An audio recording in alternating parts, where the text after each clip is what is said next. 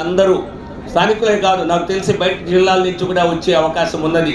ఎందుకంటే ఆ స్థాయిలో ఈ కార్యక్రమాలు జరుపుతున్నాయి కనుక. ఇవే కాకుండా అనేక మంది కళాకారులు, ఇప్పటికే రామకోటయ్య గారు కూడా మరి మేము కొంతమంది ప్రముఖులతో, సినీ రంగ ప్రముఖులతో కూడా మాట్లాడటం, కొంతమంది కేంద్ర మంత్రులతో కూడా నేను మాట్లాడటం, వారు కూడా వస్తానని నాకు హామీ ఇవ్వటం, అనేక మంది ఎంపీలు కూడా ఈ కార్యక్రమానికి రానున్నారు. ఇది పార్టీలకు అతీతంగా జరుగుతోంది. ఇందులో అందరూ ఆహ్వానితులే. ఏ పార్టీ వారిని ఇక్కడ మరి అందరినీ, వైసీపీ వారైనా, టీడీపీ వారైనా, కమ్యూనిస్టులైనా అందరికీ ఆహ్వానమే. ప్రజాప్రతినిధులు అందరూ కూడా రావాలని చెప్పి నేను మనస్ఫూర్తిగా కోరుకుంటున్నాను. అలాగే అందరూ కళాకారులు, ఈ సమయంలో అవకాశం ఉన్న వారిని అనేక మందిని పిలుస్తున్నాం. సో కాబట్టి 4 రోజుల పాటు సంక్రాంతి అనేది ఒక ఎక్స్టెండెడ్ పండుగలాగా ఇక్కడ జరగనుంది.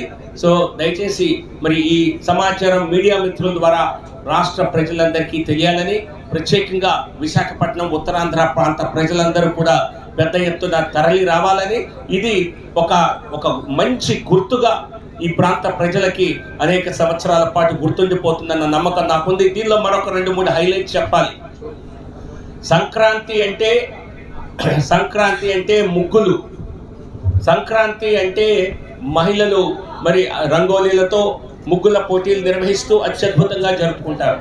సో దీన్ని రాష్ట్ర వ్యాప్తంగా మొత్తం జిల్లా వ్యాప్తంగా మరి మహిళలను ఇక్కడికి ఆహ్వానించి ఇక్కడ గ్రౌండ్లో ముగ్గులు వేయించేటువంటి కార్యక్రమం కూడా తలపెట్టాం.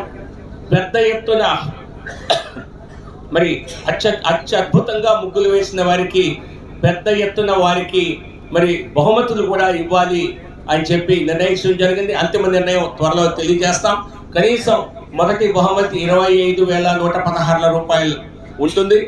తర్వాత మరి 10,116. ఈ రకంగా అనేక మంది మహిళలకి వారికి గుర్తింపు ఇవ్వటమే కాకుండా అత్యద్భుతంగా ముగ్గులు వేసిన వారికి ముగ్గుల రాణులుగా, ముగ్గుల మహారాణిగా మరి గుర్తించి వారికి వేదికపై నుంచే పెద్దల చేత అవార్డులు ఇప్పించడం కూడా జరుగుతుంది. సో కాబట్టి దీనిలో, ఈ కార్యక్రమంలో మహిళల ఇన్వాల్వ్మెంట్ కూడా పెద్ద ఎత్తున ఉండబోతోంది.